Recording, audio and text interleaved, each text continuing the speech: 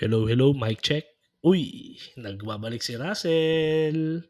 Hello po At eto naman po si Lennon, at welcome uli sa Tamang Usapan. usapang may tama.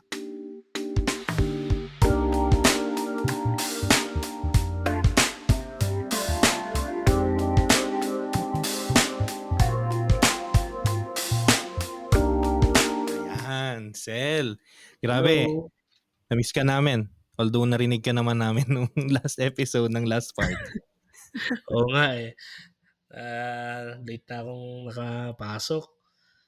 Pero I'm happy na meron tayong guests doon and I can't, hindi ko ma-imagine nun na nandito na tayo sa Kaya nga eh, ilang episode na tapos may mga nakakausap na tayo.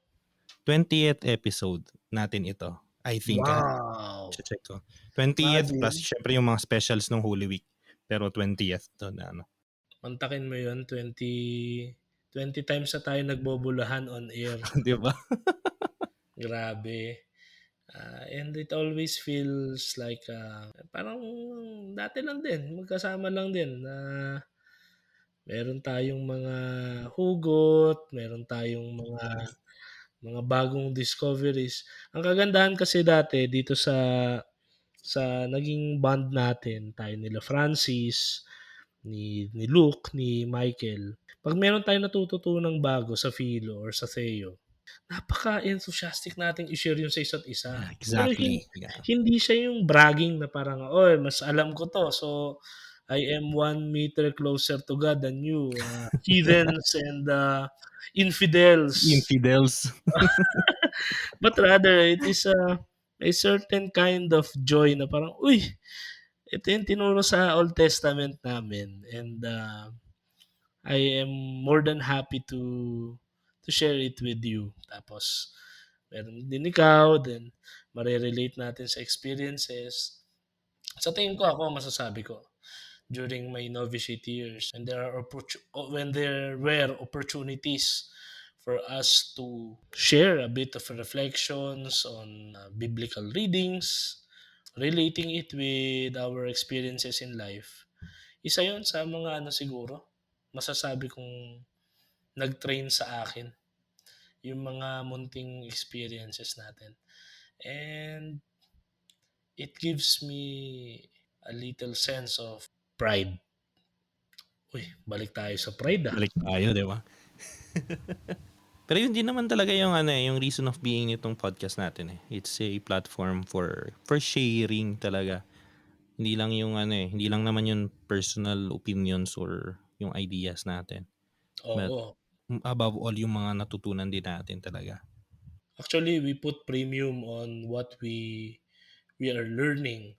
At some point, Exactly. personally, I have been I have experienced multiple crises with regard to keeping myself in check Mhm. as far as orthodoxy is concerned. Kasi being under training, under formation, being shaped as a shepherd in the making, you would not want to be a blind leading another blind, 'di ba? So meron akong gano'ng Exactly. mga crisis, 'no. Then at some point, do'n ko rin na-appreciate yung value ng pilosopiya, bakit siya nauuna sa teolohiya, kasi hindi ko sinasabing patay na yung theology, actually dynamic din yun. Kasi every day, every moment of our existence is an epiphany, no? Whether or not we experience, we feel it, we perceive, or we understand or acknowledge it, it is a way of God being God, no? God Mhm. revealing Himself to humanity. Kumbaga, may consent tayo o wala, nandun siya. Pero, yun nga eh, dahil hindi natin maiiwasan yung fact na siya ay naka-enshrine sa mga doctrines natin, which are well preserved over millennia, no? Na we keep it preserved, we profess it to be unadulterated over time, and we have the commitment to continually pass it on until the end of of time eh. So, very challenging yung orthodoxy. Then here comes our contemporary milieu, no? Ah, ikaw nun sa experience ito para sa kaalaman nung marami naming listeners. Currently kasi may mga minor divisions, no, sa simbahan, especially when it comes to tradition. So somebody is accusing somebody else na hindi na faithful sa spirit, meron naman sinasabing overly rigid, marami kayong ma-encounter na gano'n. Of course, labas pa diyan yung mga namumulitika, labas labas pa yung may mga ibang agenda, yung mga namemera. So, it's a whole, it's a whole complex system of of, people na talagang, if you will look at it, the eyes of an inquirer, not a believer per se, talaga you will really see all the awfulness, no, more than the glory and the beauty of what we call as church. Pero are we all wonderful messes created by the supreme being, di ba? Ayun, nasabi ko yun kasi yung society ni Lennon ay meron silang commitment to evangelize, to share the message by maximizing the utilization of available means, platforms, resources na to some people na may traditional leanings, mapapataas sila ng kilay na, teka nung panahon namin, wala namang ganyan. So, nun, please help me mangkutingting ngayon ng utak at magtanungan tayo tungkol sa ano bang, Sige, sige. ano bang kuwan diyan, ano bang tingin mo diyan sa aking unang concern, yung orthodoxy, yung modernidad, 'no? Sa tingin mo ba along the line medyo may mga nagbago ba o have we been truly faithful? Ano ba tingin mo? Siguro before kung sagutin, 'di ba? I-address ba yung mismong tanong. Siguro ang kailangan natin kasing makita na pinagkaiba ng ating ng ano natin, ng age natin, ng modern age ng ating contemporary society sa society like 2,000 years ago, 2,000 plus years ago nung na-found ang simbahan or na institutionalize, di ba? Ngayon kasi, we value more what is new than what is old. Dati, in ancient Roman times, Greek times, ancient civilizations really value more what is old. Kaya nga nung ano po, nagsimula ang Christianity, nagsimula tayo as a sect of Judaism. So safe. Kasi yung Judaism meron siyang history, meron siyang tradition. So sa Roman society, it is respected. But when we separated formally, or rather both sides, they expelled us and we separated. Doon naging new yung movement, di ba? Yung religion na nga ng Christianity. So doon naging suspicious at dangerous para sa empire. Kaya nagkaroon ng yung mga persecutions na hindi naman continuous pero periodical yung yung mga persecutions ng time na yun. So what I'm saying is that there is that disconnect between what we appreciate now and what the ancients appreciate. And aminin man natin sa hindi, dogma, doctrines was formed in that time na what is being held something na valuable is actually yung mga may tradition, yung old. Now, addressing the question, no, yung sa orthodoxy. Ano bang orthodoxia? Orthodoxy, ano bang ibig sabihin nito? Kung gagawin natin literal, Ang translation niya ay magiging following the right teachings, di ba? Now, pwedeng sabihin ng iba, at least sa atin ngayon, sa edad natin yun, na those are teachings na na 1,000 years ago pa, di ba? Pero pag tinignan po natin yung pag tinignan natin sila yung yung Genesis, yung evolution ng doctrine, ng dogma, we profess that what we profess now is what our ancestors, what the apostles also professed back then. Actually, that is very important. Kaya nga, hindi lang Iglesia Katolika, kahit ibang mga Protestant churches like mga Anglicans, for example, Maaglipayan, for example, importante sa kanila yung idea ng apostolic succession. Kasi nandun yung nandun yung legitimacy ng iyong teaching eh.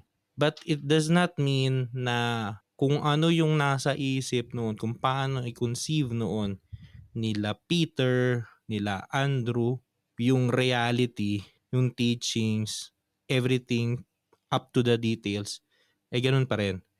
I mean, the essence is there. The essence, yun yung dapat tayong maging faithful. I think orthodoxy is being faithful to the essence of those teachings. The details always adapt to the context of the time. Kaya nga, ang kagandahan, tama sinabi mo sila ang theology ay hindi patay. Kasi ang theology ay buhay na buhay kasi bawat ages may progress. Sa simbahan po matagal at mabagal ang progress kasi dumadaan sa masinsinang discernment yung kada progress sa doctrine, kada progress sa dogma. I mean, ilang taon nang lumipas bago lang natin talagang sinabi ng buo na si Kristo ay Diyos na totoo at tao namang totoo. It took us what? Centuries. 4th century na yun, ng mga panahon ng mga ng mga great councils. Yes, in fact, So, nag-ano pa nga 'yan, it really created massive, divide, no? I mean, exactly. even bishops who are, well, for many people who are really looking up to bishops and, hierarchically speaking, these are the best, or quote unquote the best or the biggest brains, the biggest influences in among churches. And yet, there are so many bishops, priests, or should we say intellectuals back then, theologians, who who are really thrown into confusion during that period. Tapos karon tayo ng mga schisms. Mhm. Tama ba ang basa doon? Sisma na lang, Skis sisma. Hindi ko rin alam schism sa'yo. schism ang basa ko dun, eh, yung schisms daw yun, eh. Siguro dun galing yung tsismis. Kasi nagtsismis si Arian ay si Arius, Si gano'n. Arius. Uy, alam niyo ba? Pero alam mo, may magandang sinabi yung professor namin sa Mystery of God eh. Sabi niya, para maging heretic ka, you have to be very, very, very intelligent. Kasi ang problema sa mga heretics, may point sila. Minsan lang sumobra yung point nila. Oo, totoo Ibig naman. sabihin, kasi ngayon parang ginagamit na lang yung word na heresy o heretic na parang lang kung sino lang may sabihin kung anong kagaguhan. Heresy yan. Yun Hindi na po, nga, hindi eh. gano'n. Grabe ang Oo, kailangan natin linawin 'yan. Bakit kasi yung naging concept kasi natin ng heresy din ano, eh, medyo, politicized 'no. I Historical mean, pa rin yan. Dahil din yan sa historically, sa oo, Reformation naman, yung naging oo. effect nun. Historically kasi parang sorry, historically yung heresy yung heresy Heresy. yung heresy kasi Iba yung is Hennessy heresy ano yun, masarap din yun. Originally kasi yung heresy is a sin. No? So it has a spiritual, it's more of a spiritual malady, or a problem. Kaya tama yung sinasabi ni Lennon doon na kapag yung tao ay talagang mas intellectually inclined siya, yung parang greatest temptation sa kanya is to lean towards it, 'no. So, heresy is, at least one, 'no, at least one doctrine na either you refute or you profess na mali or something Mhm. like that, parang gano'n ang heresy. Kasi yung absolute, refusal or absolute na ignorance dun, pag-ignore rather or pag, refute dun sa teachings is apostasy, Mhm. tama ba yun? Tama, tama. Pagtalikod baga, Oo, pagtalikod. apostasy. Ta's meron din tayong tinatawag na irreligion, irreligious, 'di ba? Bakit ko yan sinasabi, at some point kasi, lahat 'to theological, spiritual 'to in nature. Kasi, siyempre nung ginawa tayong lahat ng may likha, bukod sa luto natin, meron din yang mga palaman, eh. Hindi lang kung luto ka masyado, kung hilaw ka, meron din yang palaman. Yung mga personalities natin daw yung lasa, eh. So, kung may mga maanghang, may matamis, may mapakla, and as far as intellectual prowess or capabilities are concerned, ayan, nandun din yung mga extrang lasa, 'no. Yung mga extrang lasa, ayan, yan yung mga inclinations, 'no, sa heresy, 'no. Kasi ang nagiging problema naman ng mga heretics na tinatawag natin dati, they refute something na over the years nga sinasabi, very crucial yung mga points na sinasabi ni Lennon, yung discernment.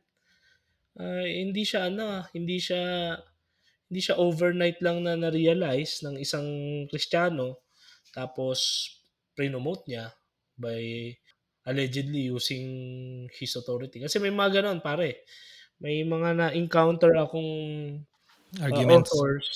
arguments, authors na Sige, ano natin mamaya. they're they are saying kasi ito si Lennon ay Society of Saint Paul 'yan, 'no. May mga authors na nagke-claim, scholarly, quote unquote, na ang Christianity is all about Paul's imaginations. Actually, Christianity has been parang, more of a Pauline endeavor. Kumbaga, while we recognize and acknowledge Saint Paul as, one of the most zealous missionaries of all time, ayun may mga gano'ng arguments saying na it was just it was one of, Paul's, masterpieces, political masterpieces kumbaga, na in order to parang, kung tatanungin mo rin, kung titingnan mo, i-scrutinize mo din yung mga arguments nila, parang, anong at what expense, bakit gagawin yun ni Paul? And, you will see the arguments, collapsing on their own, 'no? Pero may mga gano'n. So yun, kung titingnan natin sa meron tayong,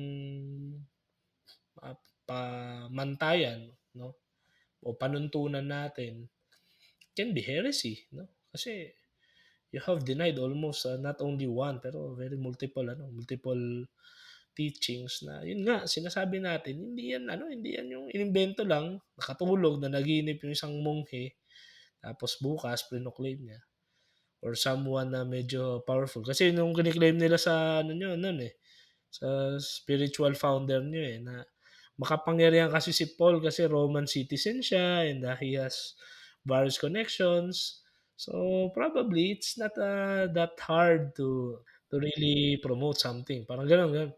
Pero if you will really look at, Paul's life, aside from he really became a religious and political prisoner for that matter, talagang he had to work on his own hands. Kasi otherwise hindi siya makakasurvive sa missionary journeys niya.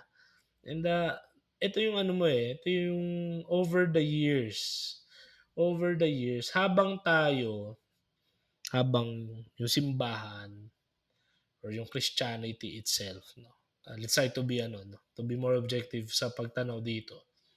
Habang lumalago yung Christianity ng palalim din, hindi lang in numbers. Gano'n din yung mga, counter Christianity, meron din. May mga gano'n din silang bagong ini-introduce na konsepto. And kaya ko 'yan natanong yung orthodoxy over the years, yung progression. Bakit? Kasi ang nangyayari ngayon nun, madali natin napaka-convenient ngayon i-cite yung anachronism sa maraming bagay 'no, na fundamentally vital 'no, sa Christian living 'no. Pero we just deem it anachronistic kapag masyadong either masyado ng mahirap or it really confronts a specific habit na nafo-form ng society 'no. And, minsan ewan ko, tama ba ako, nasa tamang line of thinking ba ako to say na just because some things are getting tougher for a Christian, may mga Christians then themselves who are trying to offer a different line of thought, stating magko-cross-reference ng skritura, ng scriptures, tapos mag-o-offer sila ng a different perspective, then all of a sudden parang, ang dali na lang nating i-discard yung mga traditional values natin. Ang dami, eh. Pero ayun, tulad niyan, narinig mo ba 'to nun yung recently dito sa Pilipinas, ah, merong drag queen na meron siyang performance, then the video went viral and, it really drew flack. Really drew flack and, samot-saring komentaryo, maraming in defense, maraming condemnation, ta's ang daming mga values na lumilitaw at, yun yung nagiging banner ng bawat arguments. Ngayon, ang tanong ko nga diyan, ano bang ano dun, paano ba natin dapat yun tingnan 'no? Paano ba natin siya tatanawin yung example, yung meron ba ngayon na dati sin, pero ngayon hindi na siya sin? I mean wala ng heretics ngayon na nata-trial at na-excommunicate. I don't think so kung ang excommunication ba nangyayari pa rin ba ngayon? There are some, people in the media saying that it's really harsh and, it's very inhumane and so, tapos citing so many quote unquote abuses of the Catholic Church over the years where, people of science were unjustly persecuted. Tapos ayun, mga gano'n. Sinasabi ko 'to kasi ano, napapanahon and eto tamang usapan lang siya. Pero sa tingin ko, baka mas kailangan natin ng mga ganitong klase ng usapan kasi ito yung magbi-bridge, do'n sa kultura tsaka do'n sa mensahe 'no. Kasi I believe wala namang perpektong kultura, Si Kristo, oo, perfect. Pero yung Kristiyano hindi siya perfect, Yung Christianity hindi siya perfect, 'di ba? Kasi makapagpa-perfect lang nun yung author niya, 'di ba? Ewan ko, ano bang ano mo diyan? Bago ko siguro komentan yung kay Kakang Pura. Oo, sorry ang dami kong sinabi pala. Ang Nakuha ko dami yung mo 20 nga, minutes. oo. Ang Oo, daming ang daming laman. ang dami pa sa kalye. Hindi, sinulat ko kasi. Sabi ko, ay may mga magandang sinabi si Russell. Sulat ko para ano ko, kung anong take ko ba. So yung una, nabanggit mo yung sa irreligion ba? Isa yun sa mga gripes ko nung nagtuturo ako ng senior high school. Sa, ano nga ba, understanding religion sa atin. Nakalimutan na yung subject ng ano. Pero ano yun, sa mga nagsispecialize ng humanities and social sciences, meron silang ganung subject about religions. Tapos doon sa syllabus, ang gustong patunayan ng official na syllabus ng DepEd ay magkaiba ang spirituality at religiosity. na may mga taong hindi religious pero spiritual. I beg to disagree. Religion, balikan natin. Minsan nakakatulong talaga yung etymology. 'Di ba galing sa sa Latin na religare, to be bound to something, to be sustained by something, di ba? Or someone. Religare. Meron pa isa. Ano pa? It's a religio. Yung religio. Religio. Religio means to offer justice. Ayan. To offer what is due. What is due? So hindi naman siya totally different bananas kasi if Pero you connected siya. are bound into something, you're committed into something, that something should be just. Exactly. Kaya what I'm Kumbaga, saying right. is, kahit na sabihin, I mean, may mga tao, may mga kaibigan ako na they tell me na ako kasi talaga, I respect religion pero parang I do not feel at home. I do not feel that I belong. Di ba? Parang hindi ko yan It's not my cup of banana. Cup of tea. So, pero I don't think that it is irreligiosity, irreligion. Kasi kahit nga atheist ka, I believe na you have to really rely on something. We as humans, we always look for the ultimate meaning of our own existence. Whether it's nothing, sabihin natin, hindi ka naniniwala, ang pinaniniwala mo, hindi, lang to lahat. Science ang ultimate na explanation ng lahat. That's a religion. You are being bound to it as the foundation, as the thing, as the reality that sustains your existence. So, yun yung una kong sa religion. If you want, sa mga tagapakinig po natin, kung gusto pa ninyong pag-usapan natin mas malalim yun, susunod na kasi hahaba tayo Susunod, ayun nga, yung sa heresy, no? Katulad ng sinasabi ko kanina, ako, ikaw, Sel, wala tayo sa kalingkingan ng mga heretics. Hindi tayo pwedeng maging heretics actually. Hindi Malapit na dahil tayo in the sense na hindi natin alam mga pinagsasabi natin. hindi, ang tawag doon tanga. Pwede. Pwede. O sinungaling lang. I mean, pag tinignan nyo po yung mga historical na heretics, yung mga historical, famous, si Arius. Sino pa? Sino Peter tong sa Wilder. Ang dami yan. kasunod marami sila. Si Nestorius. Si Nestorius, di ba? Nestorius, ang dami yan, yung adoptionism. Tingnan natin yung si Arius lang tsaka si Nestorius. Tingnan natin. Kasi dalawa yung magkaiba Ang galing ng nun Si Arius, ang turo niya, si Kristo hindi pwedeng maging Diyos. Kasi isa lang ang Diyos.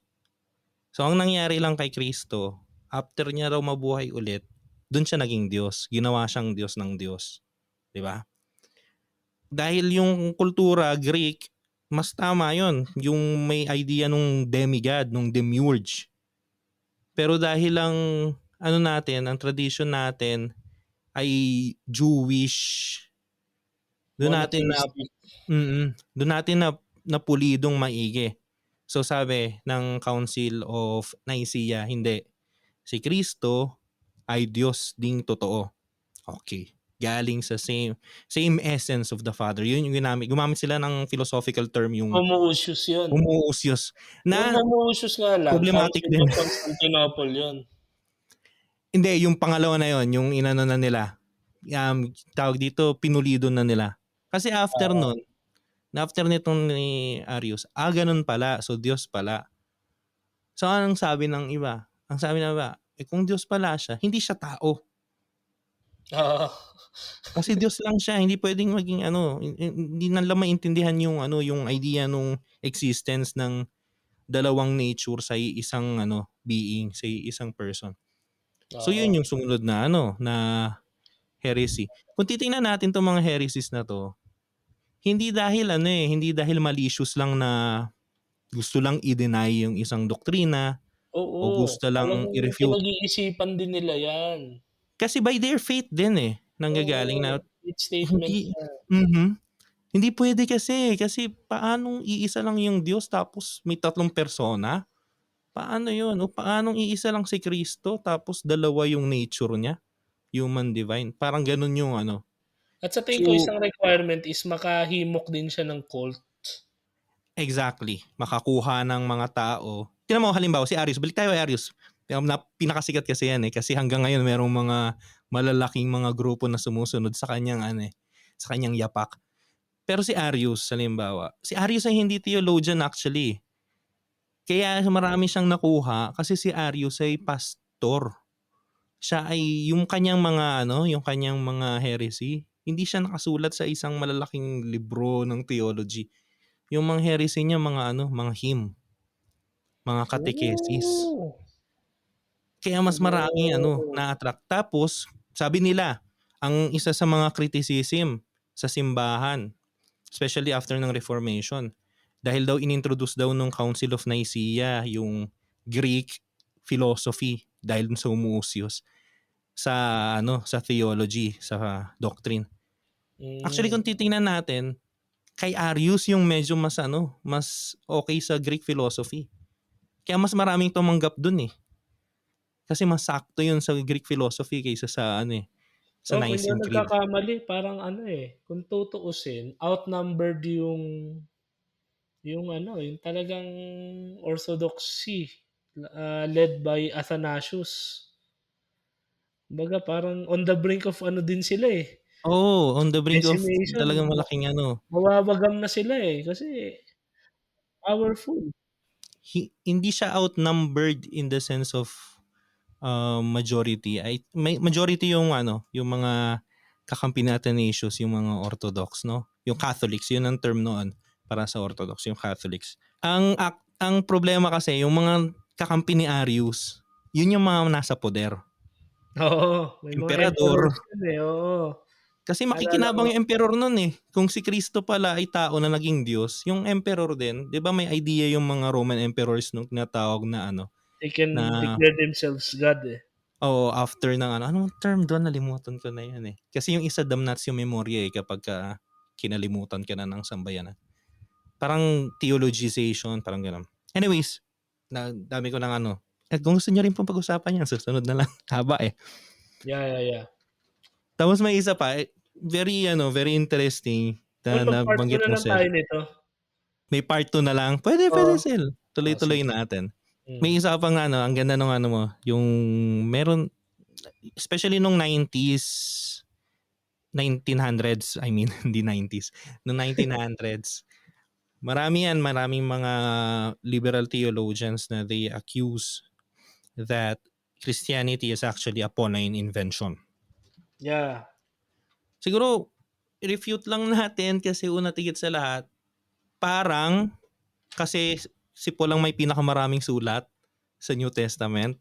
Yeah, Si yeah. Paul ang pinakasikat, Acts of the Apostles. Kasi pag tinignan niyo po yung, 'di ba yun, iisang libro lang yun yung Luke, yung Gospel of Luke, tsaka yung Acts of the Apostles. Yung buong gospel, ang bida doon si Kristo. Yung Acts of the Apostles, yung unang 9 na chapters, ang bida doon si Pedro. Tapos the rest, si Pablo na. So parang imbalance yung Acts of the Apostles. Parang mas kay Pablo. So meron na talagang nagsasabi, nag-argue na imbento lang to ni Paul. Kasi siya yung nag-mission Yeah. Pero kung titingnan natin, ayun nga we started as a very pluralistic um, religion, yung traditions natin. Meron tayong tinatawag na Pauline communities, meron mga tinatawag na Petrine communities. Mahalata mo rin yan sa mismong sulat ni Paul, di ba? Meron siya dun sa, I think that's Galatians o Corinthians, yung sabi niya yung iba sa inyo magsasabi na ako ay kay Apollo, ako ay kay Pablo, ako ay kay Pedro. Pero wala naman yan sa kung gaano kagaling magsalita. Ang importante ako kay Kristo. May gano'n siyang may Yes, gano'n yes. siyang sinabi. So kita mo yung plurality, di ba? At yung politics. At yung politics, which is, well, talagang nasa yan, kahit anong human Political institution. animal kasi talaga tayo. Mhm. Speaking Iba't of yung ibang kanina people. dun sa gusto pa rin ko rin palang sabihin yung term na yan dun sa religion, We are religious animals. Para lang ma-quote po ninyo ako. Yan. Ano ba yun? Nasaan na tayo? Ayun. So, siguro, malaking epekto ni Paul. Totoo naman yun. Kasi, tinan mo, sino mga ang biruan nga namin sa klase, lahat ng problema na kailangan nating isolve as theologians, 2 tao lang ang may kasalanan. Kung hindi si Paul, si Agustin. Na-inspire din kay Paul. Oh, Kasi kahit si actually. Luther na-inspire lang din kay Agustin na na-inspire kay Paul.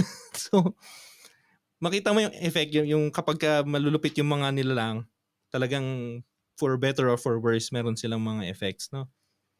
So Yeah. what I'm saying is, the church, since the very beginning, is plural. Malaking epekto ni Paul, totoo yon. Pero kung sasabihin kasi natin na invention lang ni Paul yung buong Christianity, the structure of the church now will be different. Kung susundin lang natin yung Pauline communities, Yes, and it will very, very different. collapse. It will Will collapse. collapse. So, yon. So, yung isa, ito na, malapit na tayo dun sa I think na malapit na tayo dun sa issue ni Kakang Pura. Maganda rin sinabi mo, Sel, yung idea yung pili-pili, turo-turo Christianity. Yung bang, tong doktrinang to, akin to. Ito hindi, kasi Oo, medyo kasi mahirap eh. marami, napapansin ko lang yun nun, yung parang, halimbawa, may mga specific na denominations na parang, teka, mukhang mahirap 'to, sige, 'wag natin ano yan. Instead, why don't we offer prosperity gospel? Di ba? Na 'di ba? Kasi yun yung madali Teka, eh. medyo mahirap yung self-effacement of self-effacing attitude and self-denial, no? So, what if hindi naman totally reject, pero i-lessen natin yung take up your cross, push tayo dito sa, ang gusto ng Panginoong Diyos, yumaman Oo. ka. At 'pag Sikliglig at yumaman ka, umaapaw. wag mo kami kalimutan, parang gano'n, 'di ba? Parang, Actually, totoo yan, Sel. Yan, prosperity gospels. And even, minsan, tayo rin mismo personally, ako, Katoliko ako. Pero, hindi ako naniniwala dito. Hindi ako naniniwala sa real presence ni Kristo sa misa. Hindi ako naniniwala na ba't kung ano man, umumpisal, di may ba? mga pari din 'yan, mga Di ba? May mga ganun tayo. We cherry pick things. Nasanay tayo na mag-assemble ng mga bagay. Parang tingin natin sa doktrina IKEA. pero kailangan natin 'yan i-address. Kailangan pag-usapan natin 'yan, yung IKEA theology, 'yan. Kasi May, halimbawa, "Teka, parang ang hirap nito, parang sige, 'wag na lang." ano yun? Sige lang, sige lang. Hindi, kumbaga, kaya nga yun ang example, gago. Gago, Parang kala ko nahirapan ka magsabi. halimbawa yung, ah, ba't umumpisal, mga makasalanan din naman 'yan, mga rapist nga 'yang mga 'yan, mga pedophile 'yan. Tapos, naku, sana patawarin ako ng Diyos kasi napakamakasalanan ko, pero nagsisimba naman ako, mabuti naman akong tao. Pero hindi ako naniniwala sa ganito. Gusto ko lang maniwala sa ganito. 'Di ba parang parang hindi ko, teka, linawin natin. Itong tamang usapan, hindi siya parang namumuna na, napaka-ano niyo, makasalanan niyo and kami lang ni Lennon yung maliligtas. Hindi gano'n, yung parang itong May mga pakpak 'to, na po kami. pinagdadaanan din namin 'to. Ako, itong mga tinatanong ko, ito nga rin mismo yung mga tanong ko sa sarili ko. Tagal ko na kaya hindi nangungumpisal. Mga gano'n, 'di ba? Halimbawa, alam natin, ako, as early as grade 2, alam ko na mortal sin yung hindi ka magsimba ng linggo, eh. Tapos, 'di ba parang ang dali lang gumawa ng rason, busy kasi ako sa work, eh. Kasi meron kasi akong mga pinagdadaanan, eh. Ta's Nakabakasyon kasi kung malayo yung simbahan. oo, 'di ba, tsaka ba't magsisimba, 'di ba? Ba't magsisimba kada linggo? 'Di parang mga ang dami na, ito yung mga sinasabi natin na we are we become closet heretics. Kasi ang malala kasi diyan, yung mga heretics na sikat, people have heard them, 'no? People heard them boldly proclaiming what they think is right. Pero tayo kasi bakit tayo closet heretics kasi yung iba diyan naglalaro lang sa isip natin tapos we entertain the thought, before we know it, we're already practicing it, 'di ba? So, this does not make us ano, ako at least personally ako kasi sila ako kasi ata theologian of all time 'to, eh.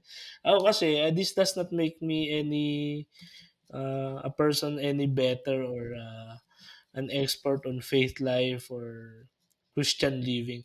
Ito, mga honest questions 'to na mula sa akin sincerely.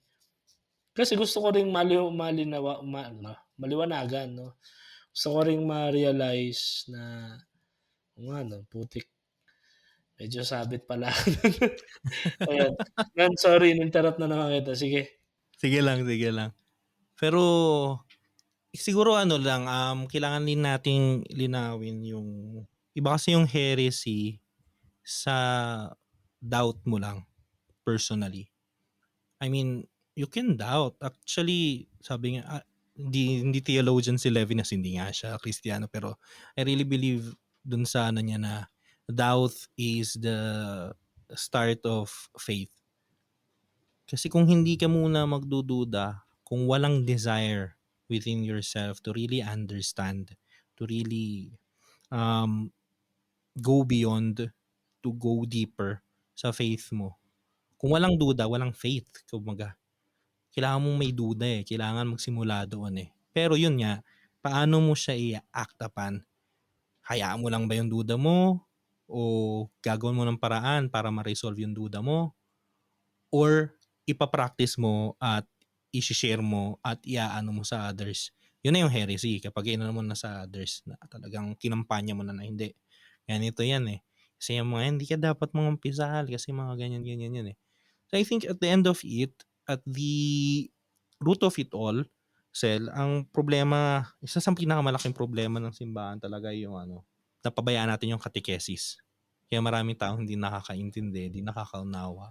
Ano Alam mo yung kung saan nila na-realize nila actually, pero alam mo saan nila tinambak? saan? Sa liturgy, Which is liturgy dapat hindi yun catechesis eh. 'di ba? Liturgy dapat dun Public worship siya, eh. Dapat kapag public worship, dun ano siya, papunta. Dun mo matinong dadalhin pag orderly, 'di nag-catechesis ba? ka. Oo. Hindi yung parang gagawa ka ng concert o magbibida ka sa sarili mo, gagawa ka Ah, ng clout mo. Kaya nga 'di ba nagkaroon ng issue noon yung nagkaroon ng sa translations ba, yung for many o for all. Ang sabi nung iba dapat daw for all kasi hindi naman daw maiintindihan ng mga tao na yung for many sa Hebrew o sa Aramaic ay nangangahulugan ng for all. Pero ang argument doon, yung bagay na yun dapat yun sa catechesis. Sa Correct. pagdating mo kaya mauunawaan dapat ng mga tao pagdating ng ng liturgy. Ang problema pinaghalo natin yung catechesis tsaka yung liturgy. Mm. Eh, Pero in fairness, plus points naman ng konti yung Vatican II dun sa part na yung Mystery of Faith, alam mo ba aha. kwen alam mo ba kuwento nun? Oo. Ewan ko nakatulog yata, parang gano'n yata, parang nagme-meditate yung monk na nagta-transcribe or parang siya nagpe-pray, nagre-reflect siya. Mm. Tapos while doing his work, nasulat niya yung fruit ng kanyang reflection. Kaya yung nasa words of consecration dati yung Mysterium Fidei. Nandoon nakahalo, nakasama na dun sa mismong Kaya words of plus point sa consecration. Vatican II, hiniwalay na yun. Pero in fairness, since, Mm. you're quoting Levinas, grabe din, I mean, ewan ko, hindi ko alam bakit ang daming galit sa Vatican II. Pero if we Kasi will just Sel, di pa nila realize naintindihan. if we will Ako just realize personally, kasi, 'di ba? yun yung na-realize ko Sel nung inaral ko yung Vatican II. Ayoko dati sa Vatican II. Oo, ako Na ang din, eh. nabasa ko pa lang ay yung nabasa ko ng isang mabilisan yung Sacrosanctum Concilium, tsaka yung Gaudium et Spes. Oo, tapos Hindi ang ko dami naintindihan. mas marami tayong narinig at nabasang komentaryo, eh, 'no? Oo, kaysa yung mismong texts. Pero kung babasahin at maiintindihan at aaralin natin, grabe ang ganda ng Vatican II pre. Ang Oo, dami tsaka niyang kanina naalala ko nagtatanong si ka ako Levinas, eh. kung may progress, ayun yung progress. Oo, naalala ko kasi 'di ba yung dating Good Friday prayer, naalala ko yung kay Levinas kasi putik Oo. ang harsh natin sa mga Ang Hudyo harsh, nun. oo, harsh yun. Although Parang yung ano, mga anti-Vatican II diyan, hindi naman nila nakikita yung harshness nun, pero remove the veil in their eyes, 'di ba? The faithlessness of these people. I mean, we're all just people minding our businesses, eh, 'di ba? Ayun, grabe parang yung ano lang ano, din yan actually yung sa Vatican II, parang yung pinag-uusapan din natin kanina tungkol sa orthodoxy. Kung ang tingin natin sa Vatican II ay parang ano, produkto lang ng ano, ng idea ni Paul VI at ng mga kasama niyang modernist na tinatawag nila. Talagang isipin natin na parang break siya sa tradition, so ano siya, heresy siya, ganyan, ganyan. Pero hindi eh, we have to really understand yung historical process nun. Simula pa 1800s pa nga lang eh. May oo. liturgical movement, may biblical Oo, actually movement. totoo 'yan. And even ano, eh, the good Saint Pius X also brought about reforms. 'Di ba? Nagsimula pa He was actually. heavily criticized for ano, eh, for some things like nagbigay siya ng communion sa bata, parang something like that. Oo, kasi dati hindi naman dapat ano, siya ang nagbigay ng ano, eh, ng age ng communion, ng first communion. Oh, 'di Tapos ba, siya yung rin mga ang gano'n. nag-ano, siya rin ang nag-recommend ng daily communion kasi nung mga panahon na yun ang mas importante yung ano, eh, yung Yes, yes. Eucharistic exposition kaysa sa Actually, communion. totoo 'yan pare, that was, the founder of the Passionists, I guess, 'no, si Paul of the Cross. It is also one of his ano, thrusts na during his missions. Kasi meron dating parang belief na we are all just unworthy, Oo, laging nakaano dun. Ay, ako 'di ang ba? hilig ko kasi sa history pre, kaya lagi akong Oh, may yung historical ano, eh, yung historical negative theology explanation. talaga, oo.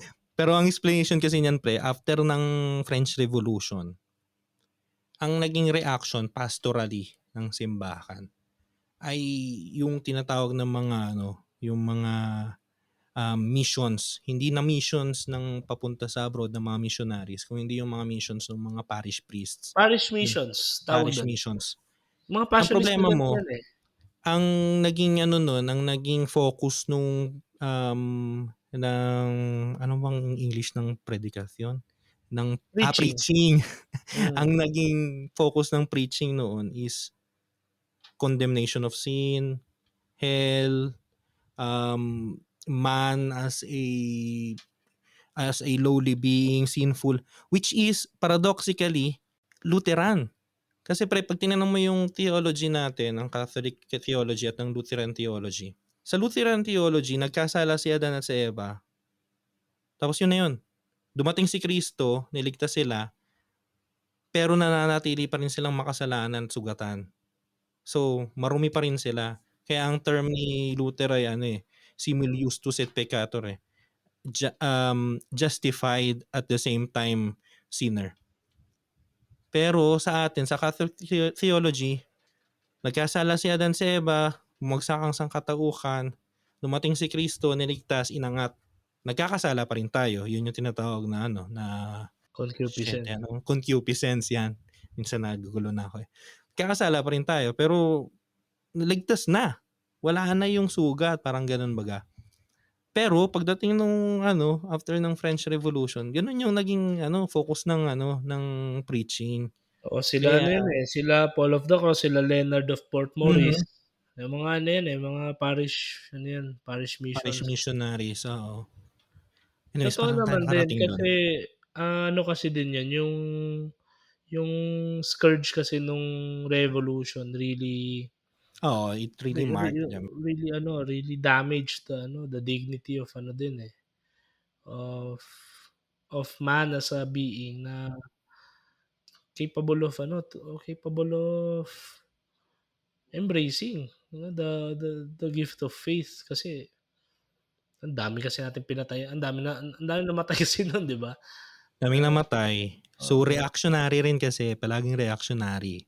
oo. So, yun yung parang ano, oo, tama ka dun, reactionary yung naging approaches kaya Alam mo grabe pre, isa deep pang ano spiritual. siguro, isa pang magandang halimbawa, nung after na sa French Revolution kasi ang ano lang dun, ang mga classes lang dun ay yung mga ano, yung mga bourgeois, yung Hmm, mga recently na yumaman ng mga pangkaraniwang tao against the nobles, against yung clergy actually ay watak. May clergy na sumali sa mga bourgeois, may mga clergy na nasa, kasi nobility rin talaga sila. Pero pagdating ng 1700s, 1800s, ang umusbong na yung rise ng tinatawag na proletariat. Kaya later on na ano yun ni Marx, tapos papasok yung communism, di ba? yeah, yeah. Ngayon, may isang napakagandang example ng sa history kung paano yung naging reaction. Kasi 'di ba maraming revolutions niyan sa France, balik-balik sila monarchy o republic, ganyan ganyan. Tapos may one time nagkaroon ng revolution na yung mismong simbahan ay kakampi na ng mga liberal, nung mga liberal thinkers. Hindi po yung mga liberal na katulad sa Pilipinas ha. Yung liberal thinkers at that time ay yung mga nagsusulong halimbawa ng ano, ng democratic ideals, tapos ng liberalization of universities and etc. So, kumampi na doon yung simbahan. So, sinusuportahan nila yung revolution. And then came na umusbong itong bagong ano, yung tinatawag na communes, yung mga proletariats, yung mga mahihirap na parang ano ba, counter-revolution. So, parang may dalawang revolution. Now, ano nangyari? Sa Paris, trench war, di ba? Nakaano sila sa mga trenches. Yung Archbishop ng Paris, gusto niya sanang mag-mediate. So, ang ginawa niya, palakad siya, papunta siya dun sa trenches ng mga ano, ng mga communes, ng mga proletariats. May isa na akala niya ata ay hindi ko alam kung may dala bang baril o ano yung arsobispo, pero hindi naman kasi nung panahon nagsusutana pa sila. Binarel, namatay.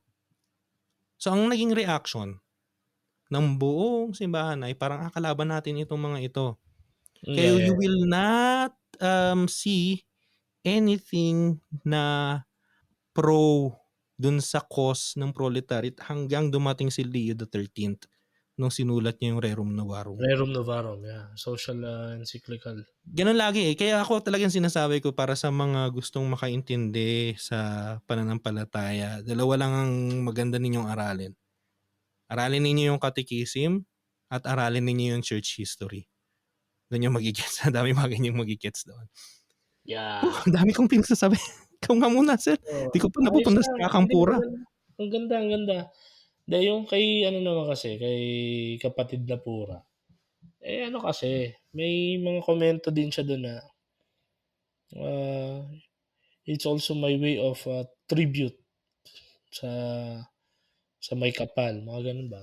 Ang ano ko lang dun, ito lang ang aking 2 cents worth dun, ano kasi siya, eh, faith, 'no, like faith. Yung ginawa ni Pura sa life niya is a statement of ano niya, pagkatao, eh, 'di ba? So, Exactly. it's a personal statement, just like our ano, our expression of faith. I mean, we share it but we don't impose it.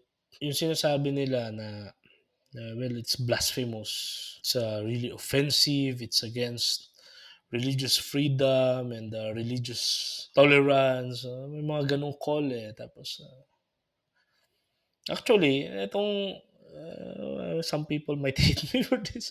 I mean siguro ang dami ko naman sinabi dito na ano, worth the bash, pero medyo ano, medyo may konti akong simpatya dun sa mga ano, nangre-real talk lang din na ang daming mga insults against Jesus Christ over the course of history. And some people might just find it entertaining. Yung ewan ko kung napanood mo yun sa Espanya. Meron ditong, senakulo, eh, hindi ko alam kung 2023 yun o taken few years back. May isang Kristo, na siya yung Kristo dun sa senakulo at lasing. Tapos naghamon siya ng suntukan. Kasi parang ewan ko nasaktan yata Kako. siya. Oo, tapos pinagmumura niya yung mga tao, tapos hamon siya suntukan. May mga gano'n. May mga may mga influencers din na parang they post themselves as Jesus Christ tapos what we offer are laughs and some even priests, no? Pastors themselves are actually theologizing na we laugh, no? Let us laugh with Jesus and meron akong ano yan mga ganun, di ba? Sa tingin nyo, although alam ko kung sa debate, kung sa healthy debate, hindi siya mag stand kasi isang sacred na batas ng debate yan. Kung ano lang yung topic, yun lang pag-usapan natin. Pero socially, culturally speaking, medyo na-incline ako dun eh. Tapos ito, 'di ba, may homily si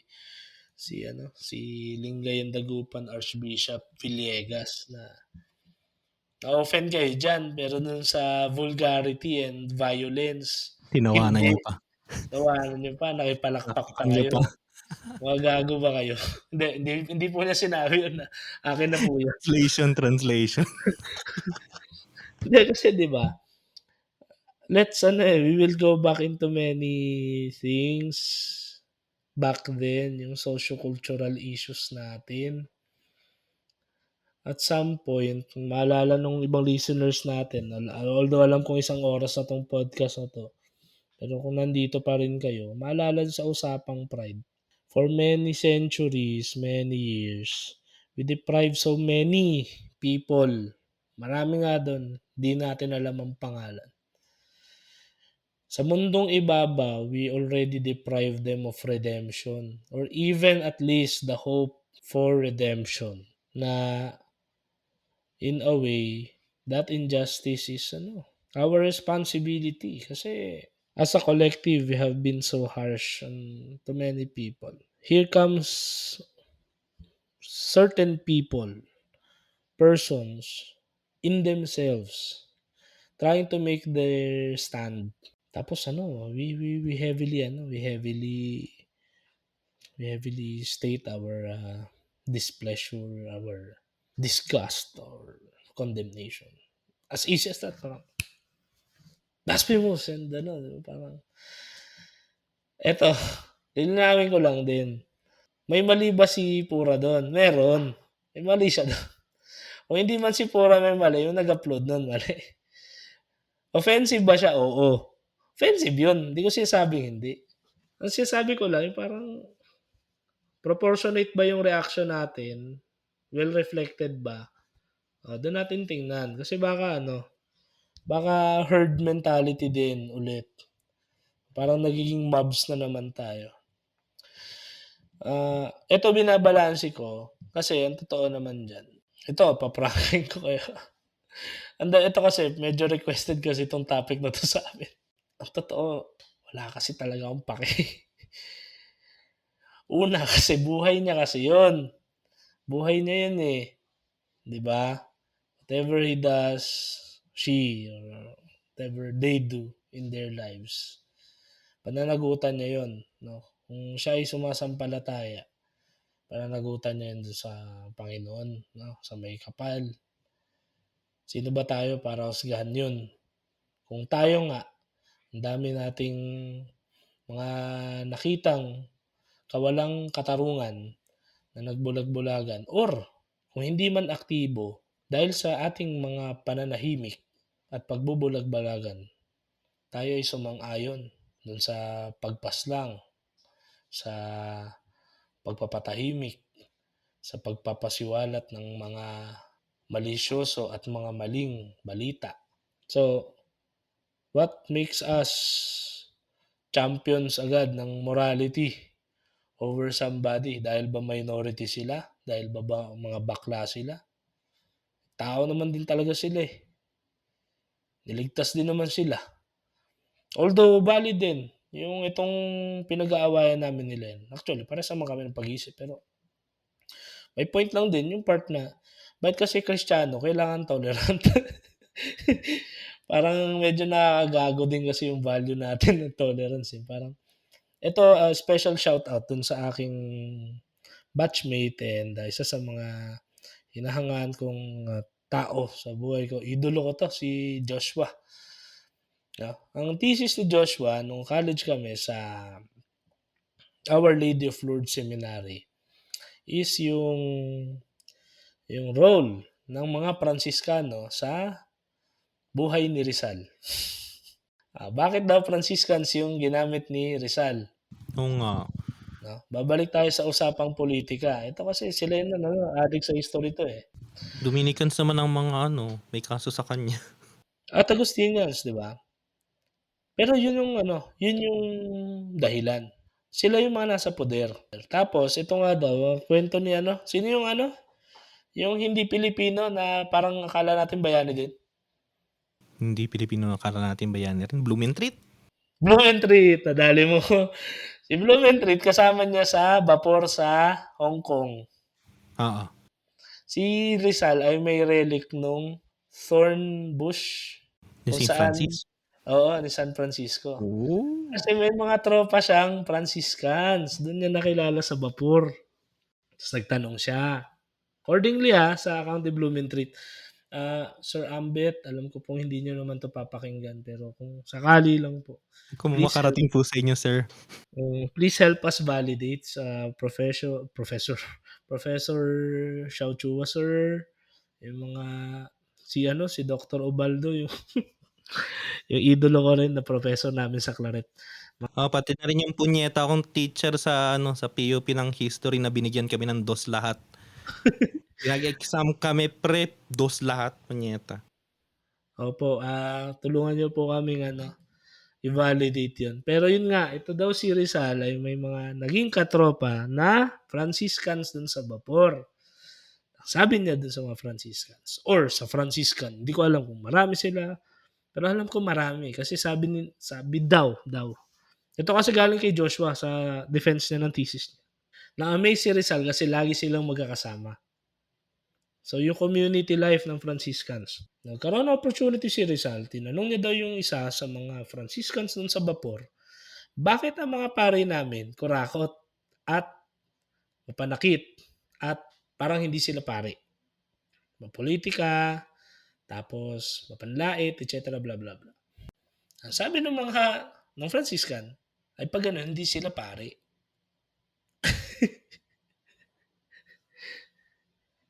Kasi hindi sila nag-act as one, di ba? Ngayon, babalik tayo. Bakit, para sa commercial na lang, di ba? Bakit daw Franciscans yung mga masasama sa Noli Me Tangere tsaka sa El Filibusterismo? Kasi sila yung pinakamabait na congregation, na orden during the time. Kumbaga sila lang yung may capability mag-tolerate sa ganun. Specifically kay Rizal. Kasi kung nilagyan niya yon, mapapansin mo sa Noli, di ba? Yung magaling mag-sermon si Agustino yun. Si Padre Martin Aristorenas. Naalala ko yung pangalan nun. Oo. Ang ganda, di ba? Agustino. Bakit? Sila yung pinakaunang misyonero. So, they have really established influence. Mga Dominicano, alam ko si Sibila yata, Dominicano yata yun. Si Sibila. Pero wala masyadong sinabi masama against him. Ano lang siya, parang rival lang ni Salvi.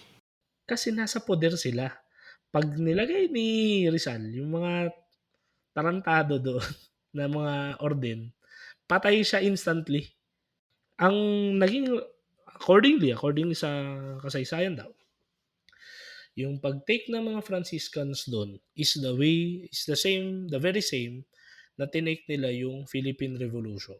They took it as a way of purifying their faith and witnessing to the faith. Kumbaga, they embrace the persecution. Hindi nila pinulitika si Rizal.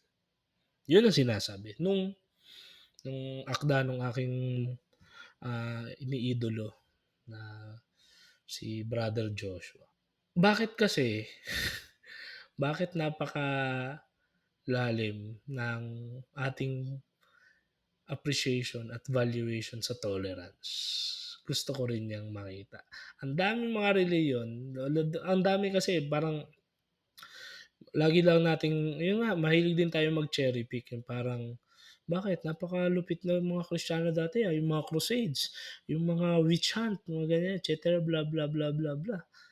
Alam niyo ba, 'di ba, ang dami niyong pinatay dahil sa gano'n. Pero putik, kumpara mo naman sa ano, sa mga persecutions talaga yun ng 'di ba? I mean, it's not to compare kasi valid pa rin naman yung buhay ng mga na nawalan ng buhay dun sa mga inquisition natin, sa mga crusades natin, 'di ba? Pero meron tayong gano'ng value, tolerance. Parang sige, sige lang, putik buhay nila 'yan, eh, 'di ba? At some point gagalaw din ang Diyos sa buhay nila. Parang gano'n, eh, may yung tolerance kasi natin hindi yung parang fatalism o parang yung parang bahala na parang itapon mo lang ng wala. Actually, yung bahala na pa maganda rin na parang expression of it, eh, 'di ba? Bathala na 'yan, eh. So, ibig sabihin, nagawa mo na ito ang tingin ko sa tolerance, puwede tayong mag-tolerate 'pag nagawa na natin yung lahat. Nasabi natin lahat, nagawa na natin at naisip na natin ang lahat. Halimbawa, nag-reach out ka sa LGBTQ communities. You communicated in a fair way without compromising the values and without also meaning to ano, to despise or condemn people, 'di ba? 'Pag nagawa mo na, 'di iwan mo na, bathala na. Iwan mo na sa taas, 'di ba? Ayan tolerance, eh. Tingin ko kung hindi natin na-meet yung requirement na yun, parang sa tingin ko or kahit parang ano ba talaga yung lisensya natin para manghusga ng iba? Ano bang lisensya natin para manghusga ng kapwa? Eh, kung tayo tino-tolerate lang din tayo ng Diyos. Bakit napaka-perpekto ba ng buhay natin, 'di ba? Tino-tolerate lang din tayo. Ayun, ano bang ano mo diyan nun? Teka ang dami ko na naman sinabi. Hindi, bago ko i-continue, may oras ka pa ba, Sel?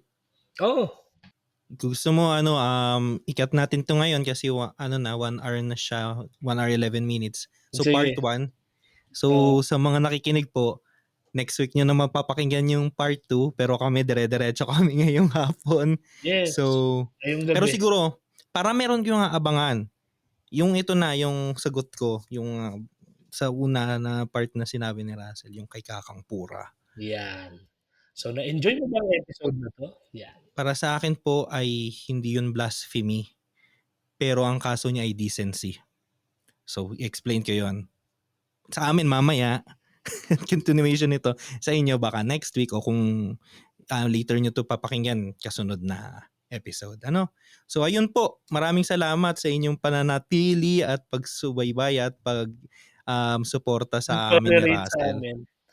Sige, Pag-tolerate, tolerance din 'to, exactly. eh, 'di ba? Salamat sa Mas, pag-tolerate niyo, ano to, parang lactose intolerant, tolerance. Salamat Anyways, sa ayun inyo. po, maraming 'Yan. salamat. Kung gusto niyong makisawsaw at makibahagi, welcome na welcome din kayo dito. Opo. So, sabi nga namin you can send your comments sa ano, sa socials o kaya sa aming email. And also you can send your voicemails. Nakakalimutan nating banggitin yan. Tapos Oo, pa-rate na rin please. po kami. Sige. At, diyan na muna itong episode na 'to ng tamang usapan, usapang may tama. Ito po si Russell, Ito naman po si Lennon. ang nagsasabi sa inyo ng good night. Good night. Okay, part 1 out.